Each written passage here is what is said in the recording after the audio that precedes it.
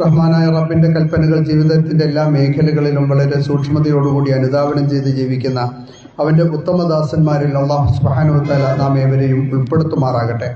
പുണ്യപ്രവാചകൻ മുഹമ്മദ് മുസ്തഫ സല്ലല്ലാഹു അലൈഹി വസല്ലമ തങ്ങളിലും അവിടുത്തെ കുടുംബാംഗങ്ങളിലും പടച്ച തമ്പുരാന്റെ കൃപയും കരുണയും വർഷിക്കുമാറാകട്ടെ.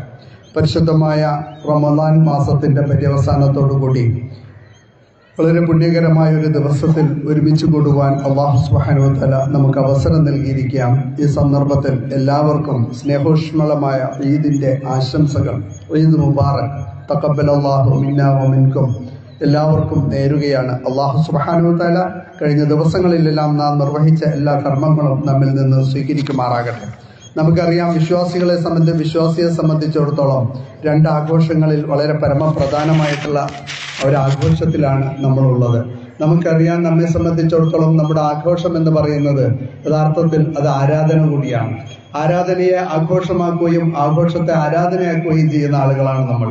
കഴിഞ്ഞ 30 ദിവസത്തെ നോമ്പ് നാം അനുഷ്ഠിക്കുമ്പോൾ പ്രഷറും ഷുഗറും കൊളസ്ട്രോളും തൈറോയിഡും ഒക്കെ വെച്ചുകൊണ്ട് പാലക്കാട്ടിന്റെ ഈ അത്യുഷ്ണത്തിൽ നമ്മൾ നോമ്പ് നോറ്റപ്പോൾ നമുക്ക് ആർക്കും ഒരു പ്രയാസവും തോന്നിയിട്ടില്ല. വളരെ സന്തോഷത്തോടു കൂടി, ആമോദത്തോടു കൂടി, ഉത്സാഹത്തോടു കൂടി നമ്മൾ അതിനെ ഏറ്റെടുക്കുകയായിരുന്നു. കഴിഞ്ഞ വെള്ളിയാഴ്ച ആ റമദാനിനോട് അസ്സലാമു അലൈക യാ ഷഹ്റു റമദാൻ എന്ന് പറഞ്ഞുകൊണ്ട് നാം അതിനെ യാത്രയച്ചപ്പോൾ എന്തായാലും നമ്മൾ സന്തോഷത്തിലല്ല യാത്രയച്ചത്. ആ ദിവസങ്ങൾ നമ്മളിൽ നിന്ന് പിരിഞ്ഞു പോകുന്നതിൽ വല്ലാത്തൊരു ദുഃഖം, വല്ലാത്തൊരു പ്രയാസം നമുക്കുണ്ടായിരുന്നു. നമ്മെ സംബന്ധിച്ചിടത്തോളം ഇനിയൊരു റമദാൻ കിട്ടുമോ എന്നുള്ളൊരു ആശങ്കയാണ് നമ്മളെ ഏറ്റവും കൂടുതൽ മതിച്ചത്. രണ്ടാമത് നമ്മളെ പ്രയാസപ്പെടുത്തിയത് ഈ കഴിഞ്ഞ റമദാൻ, ലഭ്യമായ റമദാനിനെ കൃത്യമായി ഉപയോഗപ്പെടുത്താൻ കഴിഞ്ഞോ എന്ന് വല്ലാത്ത ഒരാശങ്ക. അങ്ങനെ തന്നെയാണ് വിശ്വാസികൾ. ഒരു ഭാഗത്ത് അള്ളാഹുവിന്റെ റഹ്മത്തിനെ കുറിച്ച് അങ്ങേയറ്റത്തെ പ്രതീക്ഷ വെച്ച് പുലർത്തുമ്പോൾ മറുഭാഗത്ത് അള്ളാഹു സുബ്ഹാനഹു വ തആലയിൽ നിന്നുള്ള ഏതെങ്കിലും അർത്ഥത്തിലുള്ള അദാബ്, ഇത് സ്വീകരിക്കപ്പെടാതിരുന്നതിന്റെ പേരിലുള്ള പ്രയാസങ്ങളെ കുറിച്ചും ആശയുടെയും ആശങ്കയുടെയും നൂൽപാലത്തിലൂടെയാണ് ഒരു വിശ്വാസി മുന്നോട്ട് പോകുന്നത്. ഈ സന്ദർഭത്തിൽ നേരത്തെ സൂചിപ്പിക്കപ്പെട്ടതുപോലെ നമ്മുടെ മനസ്സിനെ മതിക്കുന്ന ഈ തക്ബീറൊക്കെ നമ്മൾ ചെല്ലുമ്പോഴും ആമോദത്തിന്റെയും ഉത്സാഹത്തിന്റെയും പ്രഹർഷത്തിന്റെയുമായ ഈ തക്ബീറിൽ ഒരു ദുഃഖച്ചവി കലർന്ന ഒരു തക്ബീർ കൂടിയാണ് നമ്മുടേത്. കാരണം മറ്റൊന്നുമല്ല, നമ്മുടെ സഹോദരങ്ങൾ വിശ്വാസിയെ സംബന്ധിച്ചിടത്തോളം ലോകത്തിന്റെ ഏത് ഭാഗത്ത്, അത് മ്യാൻമറിലാണെങ്കിലും സിറിയയിലാണെങ്കിലും അലപ്പോയിലാണെങ്കിലും ഇനി ഫലസ്തീനിലാണെങ്കിലും അല്ലെങ്കിൽ കാശ്മീരിലാണെങ്കിലും എവിടെയാണെങ്കിലും വിശ്വാസിയെ സംബന്ധിച്ചിടത്തോളം അവരൊക്കെ ഒരു രക്തഗാത്രത്തിന്റെ ഭാഗമാണ്. അങ്ങനെയാണ് അല്ലാഹു സുബ്ഹാനഹു വ തആല വിശുദ്ധ ഖുർആനിൽ നമ്മെ കുറിച്ച് പറഞ്ഞത്. നിങ്ങൾ ലോകത്തിന്റെ ഏത് ഭാഗത്തായിക്കോട്ടെ, പക്ഷെ നിങ്ങളുടെ ശരീരങ്ങളും നിങ്ങളുടെ ആത്മാവുകളും തമ്മിൽ, നിങ്ങളുടെ വിശ്വാസ ആദർശത്തിൽ ഒത്തുചേർന്ന ആളുകളെ തമ്മിൽ അള്ളാഹു അവരുടെ കൽബുകളെ തമ്മിൽ കൂട്ടിയിണക്കിയിട്ടുണ്ട്. അതുകൊണ്ട് തന്നെ ഏതെങ്കിലും ഒരു ഭാഗത്ത് നമ്മുടെ സമൂഹം, നമ്മുടെ സമുദായം, നമ്മുടെ സഹോദരങ്ങൾ അനുഭവിക്കുന്ന ഒരു വേദന കണ്ടില്ലെന്ന് നടിക്കാനോ അതിനോട് മുഖം തിരിഞ്ഞു നിൽക്കാനോ ഒരിക്കലും ഒരു വിശ്വാസിക്ക് സാധ്യമല്ല. ആയതുകൊണ്ടാണ് ഞാൻ പറഞ്ഞത്, നമ്മുടെ പ്രഹർഷത്തിന്റെ, സന്തോഷത്തിന്റെ, ആമോദത്തിന്റെ, ഉത്സാഹത്തിന്റെ ഒക്കെ തക്ബീറാണെങ്കിലും ആ തക്ബീറിൽ ഒരു ദുഃഖം ചെവി കലർന്നിട്ടുണ്ട് എന്ന് ഞാൻ പറയാൻ കാരണം അതാണ്. ഞാനും നിങ്ങളുമൊക്കെ സന്തോഷത്തോടുകൂടി ആമോദത്തോടുകൂടി ഇരിക്കുമ്പോൾ മുഴുവൻ ഇടിച്ചു നിരത്തപ്പെട്ട, ഒരു സ്കൂളുകളില്ലാതെ, ആശുപത്രികളില്ലാതെ, കെട്ടിടങ്ങളില്ലാതെ എല്ലാം ഇടിച്ചു നിരത്തപ്പെട്ട് അതിന്റെ നടുവിൽ നിന്നുകൊണ്ട് നമസ്കരിക്കുകയും നോമ്പെടുക്കുകയും ഖുർആനെ ഹിഫ്ളാക്കുകയും ഒക്കെ ചെയ്തുകൊണ്ട് അങ്ങനെ വല്ലാത്തൊരു ദുരവസ്ഥയിൽ പോലും റഹ്മാനായ റബ്ബിനെ മറക്കാതെ കണ്ട് പട്ടിണി കിടന്നുകൊണ്ടും പ്രയാസപ്പെട്ടുകൊണ്ടും നോമ്പനുഷ്ഠിക്കുകയും അവസാനം പെരുന്നാൾ ആഘോഷിക്കുകയും ചെയ്ത എന്റെയും നിങ്ങളുടെയും സഹോദരങ്ങളുണ്ട് ഫലസ്തീനിൽ. ലോകത്ത് ഈ സയനിസം എന്ന് ആരംഭിച്ചോ അന്ന് തൊട്ട് തന്നെ അവരെ സംബന്ധിച്ചിടത്തോളം ഇസ്ലാം എന്ന് പറയുന്നത് അവരുടെ കണ്ണിലെ കരടാണ്. ഫലസ്തീൻ എന്ന് പറയുന്നത് അവർക്ക് വല്ലാത്തൊരു പ്രഹേളികയാണ്. അതിനെ മാറ്റിയെടുത്തുകൊണ്ടല്ലാതെ അവർക്ക് വിമോചനമില്ല എന്ന അർത്ഥത്തിൽ നാസികളും ഈ അങ്കികളും എല്ലാം ഒരുമിച്ച് കൂടിക്കൊണ്ട് അതിനെ ഇല്ലായ്മ ചെയ്യുവാനുള്ള ശക്തമായ ശ്രമം നടന്നുകൊണ്ടിരിക്കുന്ന ഒരു സവിശേഷ പശ്ചാത്തലത്തിലാണ് നമ്മളുള്ളത്. എല്ലാ വെടിനിർത്തൽ കരാറുകളും അതുപോലുള്ള സംവിധാനങ്ങളെയും ഒക്കെ അവരെ അതിലംഘിച്ചുകൊണ്ട് വീണ്ടും ശക്തമായിട്ട് 2023 ഒക്ടോബർ 7 തുടങ്ങിയത് ഈ ദിവസം വരെയും കഴിഞ്ഞിട്ടില്ല എന്ന് നമ്മൾ തിരിച്ചറിയേണ്ടതുണ്ട്. വളരെ പ്രയാസത്തോടെ കൂടി നമ്മുടെ മക്കൾ 50,000-ത്തിലധികം 1,00,000-ത്തിലധികം നമ്മുടെ സഹോദരങ്ങൾ ഷഹീദാവുകയുണ്ടായി. അതിനേക്കാൾ അധികം ആളുകൾ അംഗവൈകല്യം നടത്തിക്കൊണ്ട് ഇനി അങ്ങോട്ട് ജീവിക്കുന്നത് വളരെ പ്രയാസകരമായ ഒരു അവസ്ഥയിലേക്ക് മാറ്റപ്പെടുകയുണ്ടായി. ഈ സന്ദർഭത്തിൽ ലോകത്തിന്റെ നിലപാട് എന്താണ് എന്ന് ചോദിച്ചു കഴിഞ്ഞാൽ നമുക്കറിയാം, ഒരു നിസ്സംഗമായ നിലപാടാണ് ലോകതലത്തിൽ തന്നെ വെച്ച് പുലർത്തുന്നത്. ലോകം അങ്ങനെ ആയിക്കോട്ടെ, അറബ് ലോകം എന്ന് പറയുന്ന ഇസ്ലാമിക ലോകമുണ്ടല്ലോ, അവരൊരു പക്ഷേ ഇന്ന് ലോകത്തിന്റെ വളരെ നിർണായകമായ കാര്യങ്ങൾ കൈപ്പിടിയിൽ ഒതുക്കാവുന്ന ആളുകളാണ്. ആ അർത്ഥത്തിൽ അല്ലാഹു സുബ്ഹാനഹു വ തആല പെട്രോൾ കൊണ്ട് അവരെ അനുഗ്രഹിക്കപ്പെട്ട ആളുകളാണ്. അവര് വിചാരിച്ചു കഴിഞ്ഞാൽ തീർച്ചയായിട്ടും പലതും കഴിയും. പക്ഷെ അവര് മേത്തു തൊടാത്ത ചില തീരുമാനങ്ങളാണ് എടുത്തിട്ടുള്ളത്. ഹറമിൽ ദുആ ചെയ്യാം, കഅബയുടെ കില്ല പിടിച്ച് ദുആ ചെയ്യാം, നിങ്ങൾക്ക് വേണ്ടി പ്രാർത്ഥിക്കാം. അതിനപ്പുറത്ത് നിലപാടുള്ള നട്ടലുള്ള ഒരു നിലപാട് സ്വീകരിക്കാൻ കഴിയാത്ത ഒരു തരം നപുംസക നിലപാടാണ് നമ്മുടെ ഈ നാടുകളൊക്കെ എടുക്കുന്നത് എന്ന് നമുക്ക് മനസ്സിലാക്കാൻ കഴിയും. ഇതിൽ നമുക്ക് വിഷമിക്കുകയേ വൃത്തിയുള്ളൂ. നമ്മെ സംബന്ധിച്ചിടത്തോളം അവിടെ ചെയ്യുവാൻ കഴിയുന്നത് ആ ബോർഡിലൊക്കെ കാണിച്ചതുപോലെ അവന്റെ പ്രോഡക്റ്റുകളൊക്കെ നമുക്ക് അറിയാതെ പോലും വാങ്ങാൻ പാടില്ല എന്ന അർത്ഥത്തിൽ വളരെ വളരെ വ്യക്തമായിട്ടുള്ള നിലപാടെടുക്കാൻ നമുക്കൊരു പക്ഷേ കഴിയും. രണ്ടാമത് നമുക്ക് പ്രാർത്ഥിക്കാൻ കഴിയുക എന്നുള്ളതാണ്. നമ്മൾ മനസ്സിലാക്കേണ്ടതുണ്ട്, ഇവരുടെ ഈ സ്വപ്നമൊന്നും എന്തായാലും അവിടെ ലപ്പാക്കാൻ പോകുന്നില്ല. ട്രംപ് അവിടെ ഒരു ടൂറിസ്റ്റ് റിസോർട്ടാക്കാൻ പോവുകയാണ്. പലസ്തീനിലെ ആളുകളെ നമ്മളെല്ലാം മാറ്റിക്കൊണ്ട് അതൊരു ടൂറിസ്റ്റ് കേന്ദ്രമാക്കുവാനുള്ള തന്ത്രവുമായിട്ടാണ് വരുന്നത്. പക്ഷെ അല്ലാഹു സുബ്ഹാനഹു വ തആല അതിനവരെ സമ്മതിക്കുകയില്ല.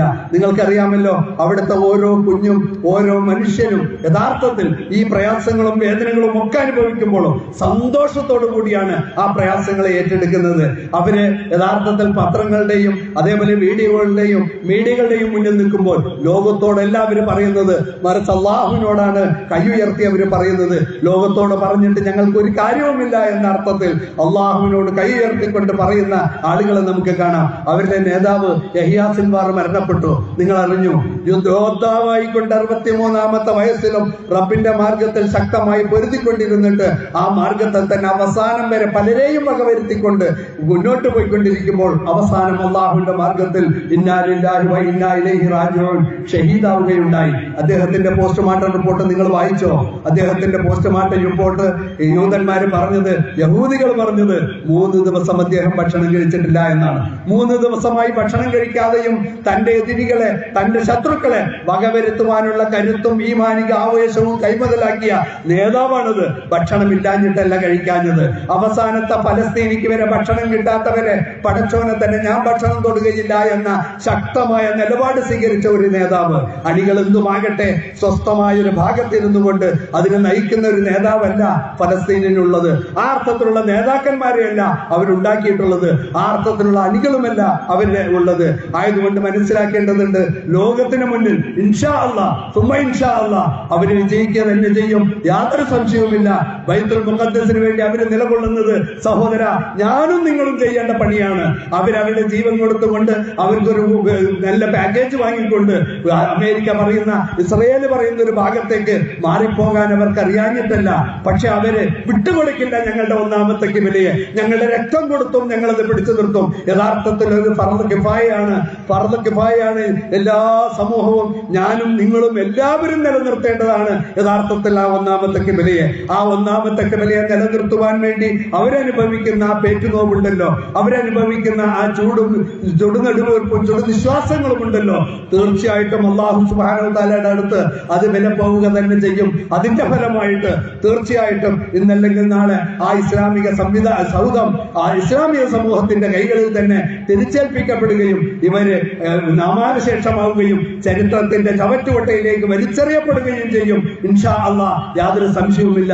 നമുക്കതിനു വേണ്ടി പ്രാർത്ഥിക്കാം. അല്ലാഹു സുബ്ഹാനഹു വ തആല നമ്മുടെ സഹോദരങ്ങളെ രക്ഷിക്കുമാറാകട്ടെ, അവർക്ക് ആശ്വാസം നൽകുമാറാകട്ടെ. അവരുടെ മരണങ്ങൾ, അവരുടെ ത്യാഗങ്ങൾ, അവരുടെ ഷഹാദത്തുകൾ അല്ലാഹു സുബ്ഹാനഹു വ തആല അംഗീകരിക്കുമാറാകട്ടെ. അല്ലാഹു അക്ബർ, അല്ലാഹു അക്ബർ, അല്ലാഹു അക്ബർ. ലാ ഇലാഹ ഇല്ലല്ലാഹു, അല്ലാഹു അക്ബർ, അല്ലാഹു അക്ബർ വലില്ലാഹിൽ ഹംദ്. വിശുദ്ധ ഖുർആനിലൂടെ അല്ലാഹു സുബ്ഹാനഹു വ തആല മറ്റൊരു കാര്യം കൂടെ നമ്മളോട് പറയുന്നു.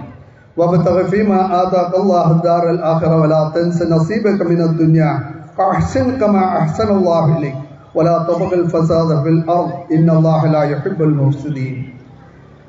നിങ്ങൾക്ക് അല്ലാഹു സുബ്ഹാനഹു തആല ഇവിടെ നൽകിയിട്ടുള്ള വിഭവങ്ങൾ കൊണ്ട് നേരത്തെ നമ്മൾ ഓതി വെച്ചതുപോലെ വളരെ പ്രവിശാലമായ ആ പരലോകത്തിന് വേണ്ടിയുള്ള പാതയെ നിങ്ങൾ ഒരുക്കിക്കൊള്ളുക. അല്ലാഹു സുബ്ഹാനഹു തആല നിങ്ങൾക്ക് നൽകിയ വിഭവങ്ങൾ, നിങ്ങൾക്ക് നൽകിയ നസീബുകൾ, നിങ്ങൾക്ക് നൽകിയ അനുഗ്രഹങ്ങൾ അത് നിങ്ങൾ മറക്കുകയും വേണ്ട. എന്ന് മാത്രമല്ല, നിങ്ങൾക്ക് അല്ലാഹു നൽകിയ അനുഗ്രഹങ്ങൾ അഹ്സൻ കമാ അഹ്സന അല്ലാഹു ഇലൈക്, നിങ്ങൾക്ക് റബ്ബ് നൽകിയ അനുഗ്രഹങ്ങളെ പോലെ നിങ്ങളുടെ അനുഗ്രഹങ്ങൾ ജനങ്ങളിലേക്ക് ഒഴിഞ്ഞൊഴുകട്ടെ. നിങ്ങളുടെ സൗകര്യങ്ങൾ, നിങ്ങൾക്ക് നൽകപ്പെട്ട നന്മകൾ അത് ജനങ്ങളിലേക്ക് ഒഴിഞ്ഞൊഴുകട്ടെ. വലാ തബഗൽ ഫസാദ്, ഇവിടെ ഫസാദ് ഉണ്ടാക്കരുത്. ഫസാദ് നിങ്ങൾ കണ്ടു നിൽക്കുകയും അരുത്. ഫസാദ് കണ്ടു നിൽക്കുന്നവനും ഫസാദ് ഉണ്ടാക്കുന്നതിന് തുല്യമായിട്ടുള്ളൊരവസ്ഥയാണ്. അവിടെ ഒരു മൗനം സാധിക്കുന്ന, മൗനം വീക്ഷിക്കുന്ന ഒരു വിശ്വാസിയായി ഇരിക്കേണ്ടവരല്ല നമ്മൾ. തീർച്ചയായിട്ടും അങ്ങനെ ഭൂമിയിൽ ഫസാദ് ഉണ്ടാക്കുന്ന ആളുകളെ അത്തരം മുഫ്സിദീങ്ങളെ അള്ളാഹു ഇഷ്ടപ്പെടുന്നില്ല. ഞാൻ ശ്രദ്ധ കൊണ്ടുവരാൻ ആഗ്രഹിക്കുന്നത് രണ്ടാമത്തെ ഒരു വിഷയത്തിലേക്കാണ്. നമുക്ക് വലാത്ത നസീബക ദുനിയ, നമുക്ക് അള്ളാഹു തന്ന നസീബിനെ നമ്മൾ മറക്കരുത്. വളരെ അനുഗ്രഹത്തിലാണ്, സന്തോഷത്തിലാണ്, ആമോദത്തിലാണ് നമ്മൾ ഇവിടെ ഉള്ളത്. സന്തോഷത്തിലാണ്. നമ്മുടെ ചില ഉറ്റവരും മുടിയവരുമൊക്കെ നമ്മളെ പിരിഞ്ഞുപോയ ദുഃഖമൊഴിച്ചാൽ വേറെ വല്ലാത്ത പ്രയാസങ്ങളൊന്നുമില്ല. പക്ഷെ അങ്ങ് നോർത്ത് ഇന്ത്യയിലേക്കൊന്ന് പോയാൽ എൻ്റെ സഹോദരങ്ങൾ മനസ്സിലാക്കണം, ഈ ദിവസം അവരുടെ വീടുകളുടെ മുകളിൽ പോലും നമസ്കരിക്കാൻ അവർക്ക് അവകാശമില്ല. അവിടെ പോലും ഡ്രോണ് അയച്ചിരിക്കുകയാണ്. ഡ്രോൺ ഇങ്ങനെ വെച്ചുകൊണ്ട് എടുക്കുകയാണ്. ആരൊക്കെയാണ്? അവരുടെ പെരയിൽ നിസ്കരിക്കാൻ, സ്വന്തം പെരയിൽ നിസ്കരിക്കാൻ അവകാശമില്ലാത്തൊരു രാജ്യം, ലോകത്തിലെ ഏറ്റവും വലിയൊരു ജനാധിപത്യ രാജ്യത്തെ ആ അവസ്ഥയിലേക്ക് തള്ളിക്കൊണ്ടുപോകുന്നു. വഖഫ് ഭേദഗതി നിയമം കൊണ്ടുവരുന്നു.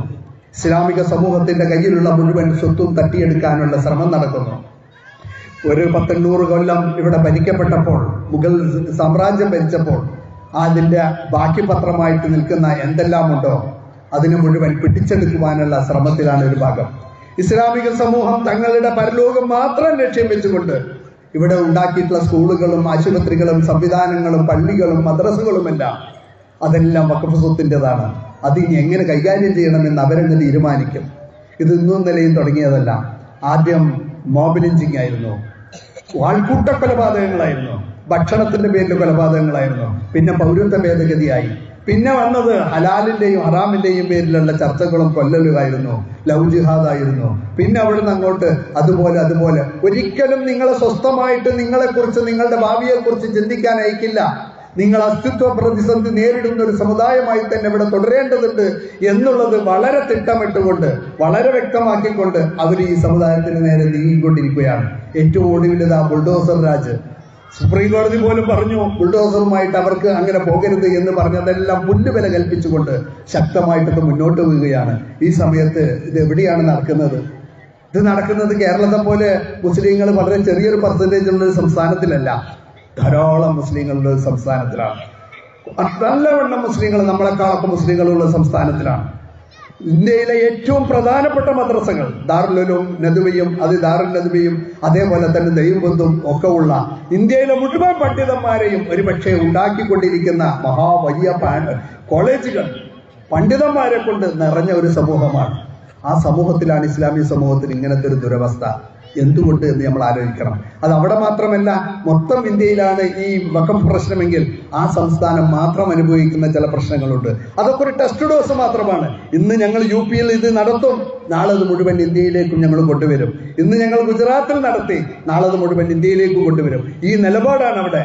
ആ സമയത്ത് അവിടെ ശക്തമായും ഒറ്റക്കെട്ടായി നിന്നുകൊണ്ട് ഇതിനെ എതിർക്കുവാൻ ഈ സമുദായത്തിന് കഴിവില്ലാതെ പോയി എന്നുള്ളത് ഈ സന്ദർഭത്തിൽ ഓർക്കുകയാണ്. ഇവിടെ നിന്നുകൊണ്ട് നമ്മൾ മനസ്സിലാക്കേണ്ടത്, ആ ഇസ്ലാമിക സമൂഹം മറ്റെല്ലാ താല്പര്യങ്ങളെയും മറ്റെല്ലാ അഭിപ്രായ വ്യത്യാസങ്ങളെയും അഭിപ്രായ ഭിന്നതകളെയും മറന്നുകൊണ്ട് നമുക്ക് ഒറ്റക്കെട്ടായി നിൽക്കാൻ കഴിയണം. നമുക്കിവിടെ കേരളത്തിന്റെ പല ഭാഗത്തും എല്ലാ വിഭാഗക്കാരും കൂടെ ഒറ്റ ഈദ്ഗാഹ് ആണ് ഉള്ളത്. ഇന്ന് പാലക്കാട് ടൗണിൽ തന്നെ എത്ര ഈദ്ഗാഹാണ്? നമ്മളൊക്കെ ഓരോരുത്തരും വേറെ വേറെ ഈദ്ഗാഹ് നടത്തുകയാണ്. ഒറ്റ ഈദ്ഗാഹിനെ കുറിച്ച് ചിന്തിച്ചുകൂടെ എന്ന് ചോദിച്ചാൽ 20 മിനിറ്റ് ഐക്യപ്പെടാൻ പോലും മാനസികമായിട്ട് തയ്യാറല്ലാത്ത നമ്മളെ ഇതുപോലുള്ള പാഠങ്ങൾ പഠിപ്പിക്കാൻ ഇനി അധികം താമസമില്ല. ഇത് ഇന്ന് UP-യിലല്ലേ, അതവിടെ ഗുജറാത്തിലല്ലേ എന്ന് പറഞ്ഞാൽ നാളെ കേരളത്തിലേക്ക് എത്താൻ വലിയ താമസമൊന്നുമില്ല.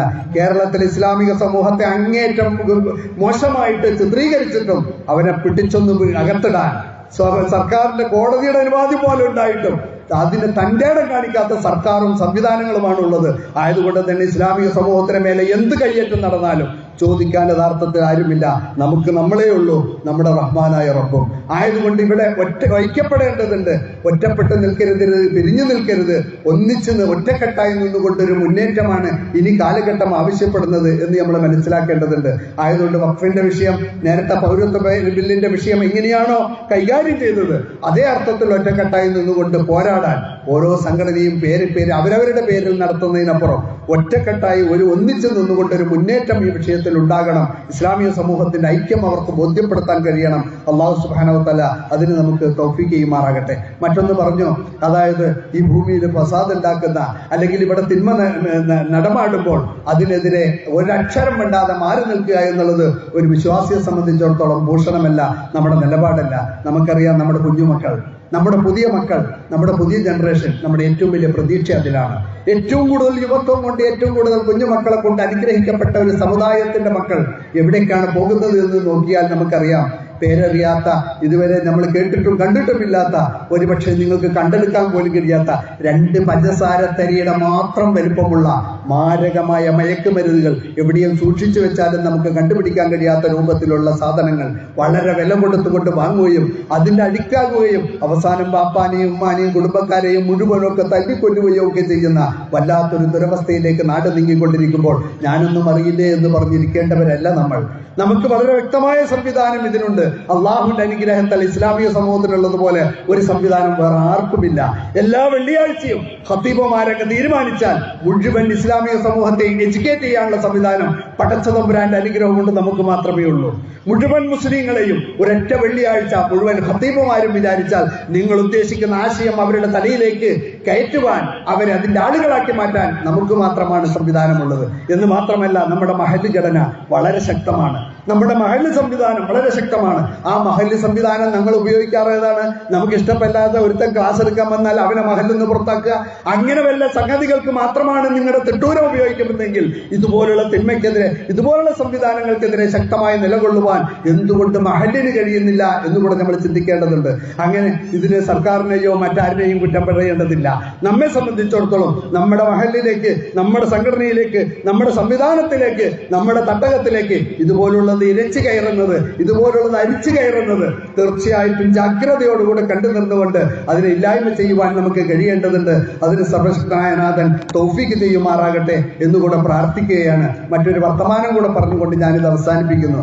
മറ്റൊന്നുമല്ല, അല്ലാഹു സുബ്ഹാനഹു വ തആല കഴിഞ്ഞ 10-30 ദിവസം 29 ദിവസം നമ്മൾ അല്ലാഹു സുബ്ഹാനഹു വ തആലയുമായിട്ട് അവന്റെ ഓരത്തും ചാരത്തും പടച്ചവനുമായിട്ടുള്ള വല്ലാത്തൊരു ആത്മബന്ധം, വല്ലാത്തൊരു ഇന്റിമസി നമ്മൾ പുലർത്തുകയായിരുന്നു. ഇന്ന് ഇത് കഴിയുന്നതോടുകൂടി ഇൻഷാ അല്ലാഹ് നമുക്കിത് ഈ പൂർവാധികം ശക്തിയോടെ റബ്ബുമായിട്ടുള്ള ആ തഅല്ലുഖില്ല, പടച്ചവനുമായിട്ടുള്ള ബന്ധം തുടർന്ന് നമുക്ക് മുന്നോട്ട് കൊണ്ടുപോകണം. ആത്യന്തികമായിട്ട് നമുക്ക് പറയാനുള്ളത്, ഈ എല്ലാ അമലും, അത് നോമ്പാണെങ്കിലും നിസ്കാരാണെങ്കിലും സകാത്താണെങ്കിലും അതുപോലുള്ള എന്താണെങ്കിലും എല്ലാം നമ്മളെ ഉണ്ടാക്കുന്ന, നമുക്ക് തന്നിട്ടുള്ളത് നമ്മളെ ഒരു നല്ല വ്യക്തിത്വമാക്കാനാണ്, നമ്മളെ മഹത്തായ ഒരു കർമ്മം നിർവഹിക്കാൻ പ്രാപ്തമാക്കുവാനാണ്. ആ കർമ്മം എന്ത് എന്ന് ചോദിച്ചാൽ, ഇന്നി ജാഇലുൻ ഫിൽ അർളി ഖലീഫ, അള്ളാഹുവിന്റെ ദീനിന്റെ പ്രതിനിധാനം നിങ്ങൾ നിർവഹിക്കുക എന്നുള്ളതാണ്. ആ സമയത്ത് നിങ്ങൾക്ക് മറ്റൊന്നൊരു സംഗതിയെയും നിങ്ങൾ വേണ്ടെന്ന് വെക്കേണ്ടതില്ല. നിങ്ങൾക്ക് ഇനി കച്ചവടം, നിങ്ങളുടെ ഭാര്യ, നിങ്ങളുടെ മക്കൾ, നിങ്ങളുടെ സ്വത്ത്, നിങ്ങളുടെ സുഖം, അതുപോലുള്ള ഒന്നിനെയും വേണ്ടെന്ന് വെച്ചുകൊണ്ട് റബ്ബിന്റെ ദീനിന് വേണ്ടി നിലകൊള്ളാനല്ല അള്ളാഹു പറയുന്നത്. അതിനെയൊക്കെ നിങ്ങൾ ഉപയോഗപ്പെടുത്തിക്കൊള്ളുക, അതിനെയൊക്കെ വേണ്ടത്ര ഉപയോഗപ്പെടുത്തിക്കൊണ്ട് അതേസമയം നിങ്ങൾ അള്ളാഹുവിന്റെ ഈ ദൗത്യം പടച്ചതമ്പുരാൻ എന്നെയും നിങ്ങളെ ഏൽപ്പിച്ച 1,24,000 പ്രവാചകന്മാരെ ഏൽപ്പിച്ച അതേ ദൗത്യം ഏൽപ്പിക്കപ്പെട്ടവരാണ് നമ്മളെന്ന തിരിച്ചറിവോടുകൂടി ഈ കാലഘട്ടത്തിൽ മുസ്ലിമായിട്ട് നമുക്ക് ജീവിക്കാൻ കഴിയുക. നമ്മളെ നോക്കിക്കൊണ്ട് ഒരാൾ ഇസ്ലാമിനെ അടുത്തറിഞ്ഞ് പഠിക്കാൻ കഴിയുക, നമ്മളെ നോക്കിക്കൊണ്ട് ഒരാൾ ഇസ്ലാമിലേക്ക് വരിക, ആ അർത്ഥത്തിലൊക്കെ ഒരു മാതൃകാപരമായ ജീവിതം നയിക്കുവാൻ നമ്മളെ പ്രാപ്തമാക്കുന്നതാണ് യഥാർത്ഥത്തിൽ ഈ അമലും വിവാദത്വം. എന്റെ സഹോദരങ്ങൾക്ക് മനസ്സിലാകാൻ ചെറിയ നിലക്കൊന്ന് പറഞ്ഞു നോക്കട്ടെ. നിങ്ങളുടെ കുട്ടിയെ നിങ്ങൾ ഹോസ്റ്റലിലേക്ക് അയച്ചു, പഠിക്കാൻ വേണ്ടി കോളേജിൽ ഹോസ്റ്റലിലേക്ക് അയച്ചതാണ്. ആ ഹോസ്റ്റലിൽ കാണണോ? ആ ഹോസ്റ്റലിൽ സ്വിമ്മിംഗ് പൂൾ ഉണ്ട്, അവിടെ നല്ല ഗാർഡൻ ഉണ്ട്, നല്ല ക്യാൻറ്റീൻ ഉണ്ട്, നല്ല സ്പോർട്സിന് വേണ്ട സംവിധാനങ്ങളുണ്ട്, ജിമ്മിനും ബോഡി ബിൽഡിങ്ങിനും വേണ്ട സംവിധാനമുണ്ട്. അങ്ങനെ അവനെ ത്രസിപ്പിക്കുന്ന ചെറിയ മിനി തിയേറ്റർ ഉണ്ട്, എല്ലാം കോളേജിന്റെ ക്യാമ്പസിൽ കൊടുത്തിട്ടുണ്ട്. ഇതെല്ലാം അവന് കൊടുത്തിട്ടുണ്ട്. സ്പോർട്സ് ഉണ്ട്, അതേപോലെ തന്നെ സ്വിമ്മിംഗ് പൂൾ ഉണ്ട്, അതേപോലെ ക്യാൻറ്റീൻ ഉണ്ട്, അവർക്ക് ഇഷ്ടപ്പെട്ട ഭക്ഷണം കിട്ടാനുള്ള സംവിധാനമുണ്ട്. ഇതെല്ലാം ആ ക്യാൻറ്റീനിൽ അവന് കൊടുത്തിട്ടുണ്ട്. പക്ഷെ അവനെ അയച്ചത് പഠിക്കാനാണ്. പഠിപ്പ് മുടക്കിക്കൊണ്ട് ഈ സാധനത്തിൽ ഏതിലെങ്കിലും കഴിഞ്ഞുകൂടിയാൽ അവനേക്കാൾ ഒരു പരാജയം വേറെ ആരെങ്കിലും ഉണ്ടോ? വേണം. ഇതൊന്നും ഹറാമല്ല. അവന് സ്വിമ്മിംഗ് പൂൾ ഹലാലാണ്, അവന് അതേപോലെ തന്നെ ഹോട്ടൽ ഹലാലാണ്, അവന് അതേപോലെ തന്നെ ക്യാൻറ്റീൻ ഹലാലാണ്, അവന് സ്പോർട്സും ജിമ്മും ഹലാലാണ്, അതേപോലെ തന്നെ അവനെല്ലാം ഹലാലാണ്. അതെല്ലാം അവന് ഉപയോഗപ്പെടുത്താം. പക്ഷെ ആത്യന്തികമായി അതിൽ മാത്രം ഉടക്കി നിൽക്കുന്നവനാകരുത്. അങ്ങനെ കളിച്ചുകൊണ്ട് മിനി തിയേറ്ററിൽ ഇരുന്ന് സ്വിമ്മിംഗ് പൂളിൽ കുളിച്ച് ക്യാൻറ്റീനിൽ ചാപ്പിട്ട് അവസാനം ഞാൻ പഠിക്കാത്തവനായി തോറ്റുപോയാൽ അവൻ എന്തുമാത്രം വലിയ പരാജയമാണോ അതേ അർത്ഥത്തിലുള്ള ഒരു പരാജയം എന്നെയും നിങ്ങളെയും കാത്തിരിക്കുന്നു. നമ്മൾ നമ്മുടെ കച്ചവടം നോക്കുന്നുണ്ട്, ഭാര്യ മക്കളെ നോക്കുന്നുണ്ട്, വാഹനം നോക്കുന്നുണ്ട്, വീട് നോക്കുന്നുണ്ട്, സംവിധാനങ്ങൾ നോക്കുന്നുണ്ട്. ഒന്നും ഹറാമല്ല. എല്ലാം അല്ലാഹു സീനത്തുൽ ഹയാത്തുദ് ദുനിയ. അതൊക്കെ ഈ ദുനിയാവിന്റെ മനോഹരമായ വിഭവങ്ങളാണ്. അതിനൊക്കെ നിങ്ങൾ ആസ്വദിക്കുന്നതോടൊപ്പം അടിസ്ഥാനപരമായി നിങ്ങളുടെ ഒരു ഉത്തരവാദിത്തമുണ്ട്. 110-200 കോടിയോളമുള്ള ഈ ജനങ്ങളുടെ ഭാഗമാണ് ഞാനും നിങ്ങളും ഒക്കെ. നമ്മുടെ നാട്ടിൽ 10-90 കോടിയോളം മനുഷ്യന്മാര് നമ്മുടെ ദീൻ എന്താണെന്ന് അറിയാത്ത മനുഷ്യന്മാരുണ്ട്. അവർക്ക് നമ്മെ നോക്കിയേ വേണം ഈ ദീനിനെ അറിയാൻ, അടുക്കുവാൻ, പഠിക്കുവാൻ, പകർത്തുവാൻ. ഇൻഷാ അല്ലാഹ് ആ അർത്ഥത്തിൽ ഈ പരിശുദ്ധ റമദാൻ നമുക്ക് തന്ന ആ ചൈതന്യം ജീവിതത്തിൽ ഉൾക്കൊണ്ടുകൊണ്ട് ശക്തമായിട്ട് മുന്നോട്ട് പോകാൻ കഴിയുമോ എന്ന ഒരു ചോദ്യമാണ് ഈ റമദാനിൽ നമുക്ക് തന്നെ ചോദിക്കാനുള്ളത്. നിങ്ങളുടെ ഒരു മുസ്ലിം അല്ലാത്തൊരു സഹോദരൻ അദ്ദേഹം വന്നുകൊണ്ട് നിങ്ങളോട് പറയുന്നു, സാഹിബേ എനിക്ക് ഇസ്ലാമിനെ കുറിച്ച് പഠിച്ചാൽ തർക്കമില്ല. ഉടനെ നിങ്ങൾ എന്താ ചെയ്യാ? നിങ്ങൾ വേറൊന്നല്ല, ഒരു പുസ്തകം എടുത്തു കൊടുക്കും. വേണ്ടത് അതല്ലല്ലോ. അഷ്ഹദു, ഞാൻ സാക്ഷ്യം വഹിച്ചിരിക്കുന്നു, ഇസ്ലാം എന്താണെന്നുള്ള സാക്ഷ്യം ഞാനിതാ വഹിച്ചിരിക്കുന്നു. എന്നെ നോക്ക്, ഒരാഴ്ച എന്റെ വീട്ടിൽ വന്ന് തങ്ങ്, നിന്റെ ചെല്ലും ചെലവും ഒക്കെ ഞാൻ തരാം, നിന്റെ ഭക്ഷണവും കാര്യവും ചെലവും ഒക്കെ, ഒരു ആഴ്ച നിന്റെ കൂലി എല്ലാം തരാം. ഒരാഴ്ച എന്റെ വീട്ടിൽ വന്ന് താമസിക്ക്, ഒരാഴ്ച എന്നെ നോക്ക്, എന്നെ വീക്ഷിച്ചുകൊണ്ട്, എന്നെ നോക്കിക്കൊണ്ട്, എന്നെ അടുത്തറിഞ്ഞുകൊണ്ട്, എന്നോട് പെരുമാറിക്കൊണ്ട്, പഴകിക്കൊണ്ട് എന്താണ് ഇസ്ലാം എന്ന് പഠിച്ചിട്ട് പോയിക്കോ എന്ന് പറയാൻ തന്റെ ഇടമുള്ള എത്ര ആളുകൾ നമ്മുടെ കൂട്ടത്തിലുണ്ട്. ആ അർത്ഥത്തിൽ അതാണ് അഷ്ഹദു അല്ലാ ഇലാഹ ഇല്ലല്ലാഹ്. അതാണ് യഥാർത്ഥത്തിൽ നമ്മൾ ഇവിടെ നിർവഹിക്കേണ്ട പ്രതിനിധാനം. ആ പ്രതിനിധാനത്തിന്റെ ഇടയിൽ ഞാൻ നേരത്തെ പറഞ്ഞ ക്യാൻറ്റീനിലും സ്പോർട്സിലും അതേപോലെയുള്ളതിലും ഒക്കെ അഭിരമിക്കുന്നത് പോലെ വേറെ ചിലതിൽ അഭിരമിച്ച് അവസാനം തോറ്റുപോകുന്ന വിദ്യാർത്ഥിയാകാൻ എന്തായാലും നമ്മൾ പാടില്ല എന്ന് ഈ സന്ദർഭത്തിൽ ഓർമ്മപ്പെടുത്തുകയാണ്. ആദ്യം എന്നെയാണ്, അതോടൊപ്പം എന്റെ സഹോദരങ്ങളെയും. അല്ലാഹു സുബ്ഹാനഹു വ തആല ഈ കാലഘട്ടത്തിൽ ആ ദൗത്യം കൃത്യമായി നിർവഹിക്കുന്ന ആളുകളുടെ കൂട്ടത്തിൽ നമ്മെ ഉൾപ്പെടുത്തുമാറാകട്ടെ. ഈ സന്ദർഭത്തിൽ നമ്മുടെ പല സഹോദരങ്ങൾ, നമ്മുടെ കുടുംബാംഗങ്ങൾ, നമ്മുടെ ബന്ധുമിത്രാദികൾ പലരും നമ്മളോടൊപ്പമില്ല. അവരുടെ അസാന്നിധ്യം നമ്മെ നൊമ്പരപ്പെടുത്തുന്നുണ്ട്. അല്ലാഹു സുബ്ഹാനഹു വ തആല അവർക്ക് മഗ്ഫിറത്തും റഹ്മത്തും പ്രദാനം ചെയ്യുമാറാകട്ടെ.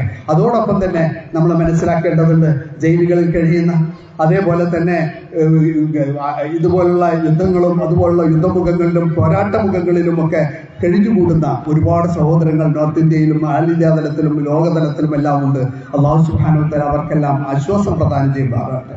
അവരുടെ ത്യാഗങ്ങൾ അല്ലാഹു അംഗീകരിക്കുമാറാകട്ടെ. പരിശുദ്ധ റമദാനിൽ നാം നേടിയെടുത്ത എല്ലാ ചൈതന്യത്തെയും ജീവിതത്തിൽ ഉടനീളം പാലിച്ചുകൊണ്ട് മുന്നോട്ട് പോകാൻ റഹ്മാനായ റബ്ബ് നമ്മെ അനുഗ്രഹിക്കുമാറാകട്ടെ. നമ്മിൽ നിന്നും വന്നുപോയിട്ടുള്ള എല്ലാ തെറ്റുകുറ്റങ്ങളും റഹ്മാനായ റബ്ബ് നമുക്ക് വിട്ടുപുറത്ത് മാപ്പാക്കി തരുമാറാകട്ടെ. അവന്റെ മാർഗത്തിൽ തന്നെ ജീവിക്കുവാനും ആ മാർഗത്തിൽ തന്നെ മരിക്കാനും റഹ്മാനായ റബ്ബ് നമ്മെ അനുഗ്രഹിക്കുമാറാകട്ടെ. اللهم اغفر للمؤمنين والمؤمنات والمسلمين والمسلمات والأحياء منهم والأموات إنك مجيب الدعوات ويا قاضي الحاجات. اللهم أجرنا من النار، اللهم أجرنا من النار، اللهم أجرنا من النار. ربنا اغفر لنا ولإخواننا الذين سبقونا بالإيمان ولا تجعل في قلوبنا غلا للذين آمنوا ربنا إنك رؤوف رحيم. اللهم انصر جيوش المسلمين في فلسطين، اللهم انصر جيوش المسلمين في كل مكان. اللهم اعز الإسلام والمسلمين واذل الشرك والمشركين. اللهم دمر أعداءنا وأعداء الدين. ربنا آتنا خير الدنيا خير الآخرة واصرف عنا شر الدنيا وشر الآخرة. ربنا آتنا في الدنيا حسنة وفي الآخرة حسنة وقنا عذاب النار. صلى الله تعالى وسلم على خير خلقه سيدنا محمد وآله وصحبه وسلم. ربنا اغفر وارحم أنت خير الراحمين. الحمد لله رب العالمين.